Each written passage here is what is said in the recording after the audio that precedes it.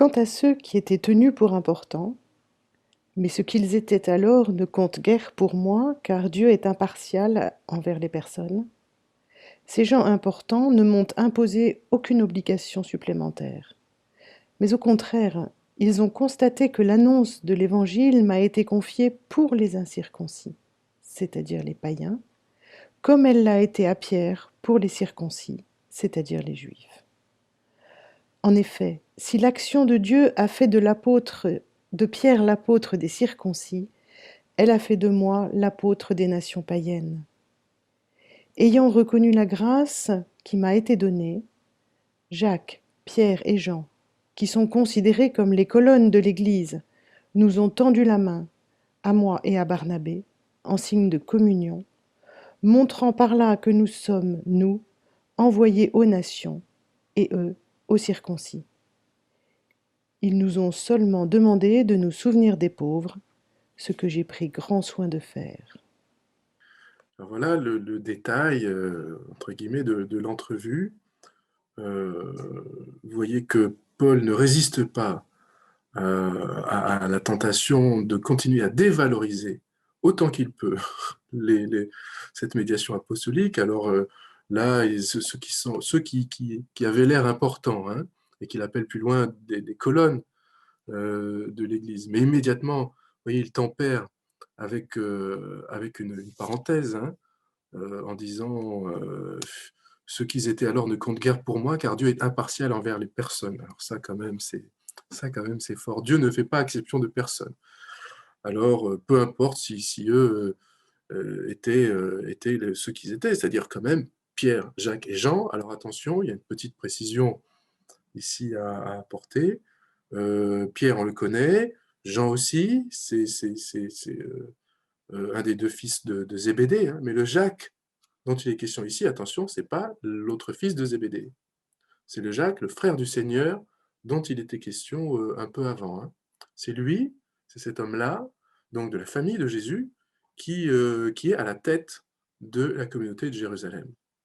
Alors que ses frères, si on en croit l'évangile de Jean, ne croyaient pas en lui, de même que enfin, c'est ce qu'on peut lire aussi dans Marc, hein, ou qui sont ma mère et mes frères, vous voyez, ils sont venus pour le saisir parce qu'ils pensent qu'il est fou.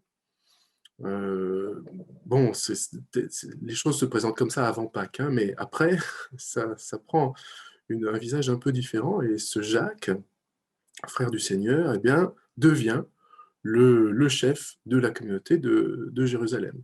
Jacques, le frère de Jean, il a été exécuté par Hérode Agrippa, hein, ça s'est raconté en Acte 12. Donc ici, Pierre, Jacques et Jean sont soi-disant des colonnes, hein, voilà, ce sont des gens importants, mais pour moi, évidemment, ça ne comptait pas.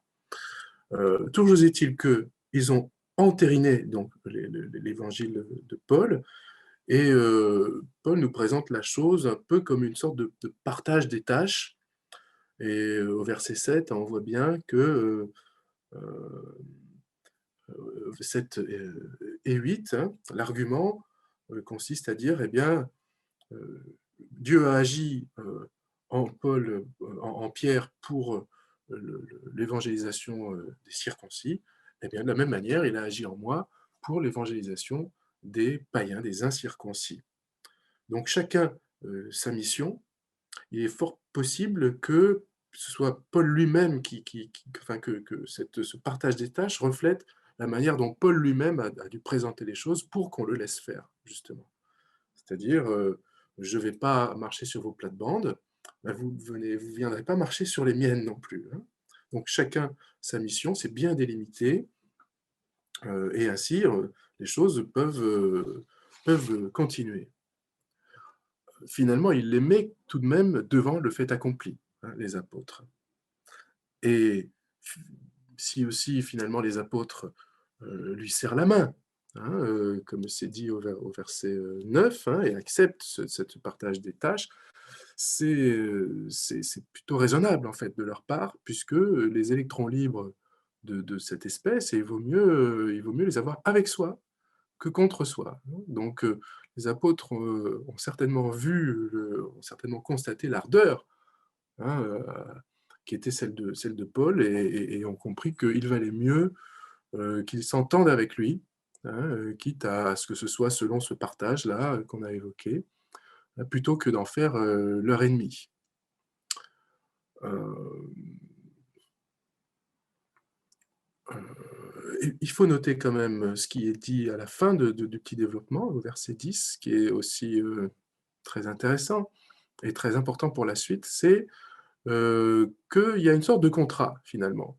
Les apôtres acceptent ce partage des tâches, mais il y a une condition. C'est que les païens, s'ils sont si bien que tu le dis, Paul, eh bien, ils vont nous le prouver. Et donc, le moyen par lequel ils vont prouver leur bonne volonté, c'est en aidant financièrement la communauté de Jérusalem, qui était une communauté effectivement très pauvre.